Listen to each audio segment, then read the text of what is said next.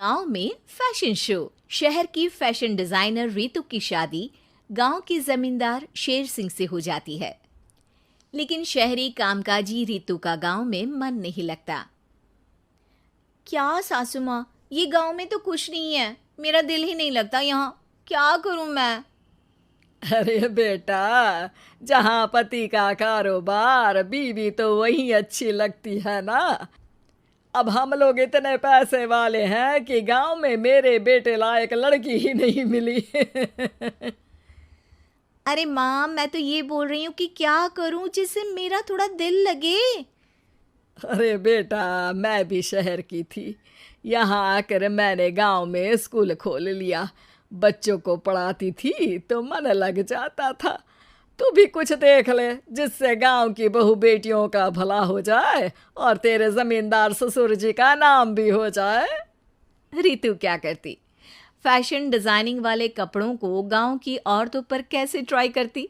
लेकिन एक दिन, अरे क्या बात है डार्लिंग, बड़ी जल्दी उठ गई। और ये हाथ में फेविकॉल और कागज, कहाँ जा रही हो? मैंने सोच लिया है कि मैं अपना फैशन बुटीक खोलूंगी। गांव की औरतों को सजा धजा कर फैशन शो करूंगी और यहाँ की औरतों को भी शहर के फैशन से वाकिफ करवाऊंगी। फैशन और यहाँ की औरतें, अरे इन लोगों को तो बस चूल्हा चौका आता है। खाली समय में एक दूसरे के सर से जुएं निकालती हैं या फिर अचार पापड़ बनाती है। इन लोगों के बस की नहीं है फैशन को समझना। लेकिन रितु मानती नहीं। वो पूरे गांव में पोस्टर चिपका देती है कि किसी को भी नए डिजाइन के कपड़े पहनने का शौक है तो जल्दी जमींदार की बहू से मिले। लेकिन रितु की दुकान में 2 दिनों तक तो कोई आता ही नहीं। पर एक दिन, अरे कमला, क्या हुआ, क्या देख रही हो?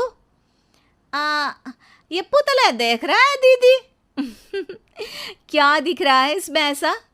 अब देखो तो दीदी, ये पुतला मेरे जैसा ही है ना, पतला दुबला लंबा, बस मैं काली और ये गोरा। तू ये बता, इस पुतले के कपड़े तुझे कैसे लग रहे हैं? अरे कपड़े तो बहुत ही सुंदर है दीदी, लेकिन तू ना बस कल इसी समय आ जाना और अपने जैसी 2-3 और को भी ले आना। अगले दिन कमला 2 लड़कियों को लेकर आ जाती है। रितु उन लोगों को अपने हाथ के सिले कपड़े पहनाती है और घर भेज देती है। उन लोगों को गांव की दूसरी औरतें भी देखती हैं। और फिर क्या, अगले दिन रितु जब दुकान खोलती है तो सामने बहुत सी औरतें उसके बनाए डिजाइनर कपड़े पहनने को तैयार खड़ी होती हैं। तुम लोगों को कपड़े के साथ ही हल्के मेकअप और स्किन केयर की भी क्लास देनी पड़ेगी। रितु गांव की औरतों को फैशन का ज्ञान देने में लग जाती है। एक दिन रितु का पति कहता है, अरे रितु, तुम्हारी फोटो पेपर में आई है। क्यों भाई, ऐसा क्या कर दिया मैंने, क्या लिखा है? अरे लिखा है गांव में होगा अब फैशन वीक। अरे हाँ, कल ना कोई फ़ोन आया था मीडिया वालों का, तो मैंने भी बोल दिया कि फैशन शो तो अब गांव में होगा। लग रहा है उसी की खबर बना दी है। तभी रितु को एक फ़ोन आता है। हेलो, कौन बोल रहा है? जी मैं काम्या बात कर रही हूँ लुक में फैशन वीक से। हम लोगों ने आपका काम देखा। हम शहर वर्सेस गांव का फैशन थीम में एक फैशन शो आपके गांव में करना चाहते हैं। अरे वाह, ये तो बहुत ही अच्छी बात है। मैं अपनी मॉडल्स के साथ शो में हिस्सा ज़रूर लूँगी। बस अब क्या था, वो दिन भी आ जाता है जब रितु की गांव की गोरी शहर की छोरी के साथ स्टेज शो में हिस्सा लेती हैं। शो के बाद, अरे आपकी वो जो कलेक्शन है ना, मैं उसकी पूरी सीरीज खरीदना चाहती हूँ। सच में आपने वो कपड़े डिजाइन करे जो आज के लोग आसानी से घर और बाजार में पहन सकते हैं। और बजट में भी है। हम भारतीयों के लिए तो ये डिज़ाइन बेस्ट है जी।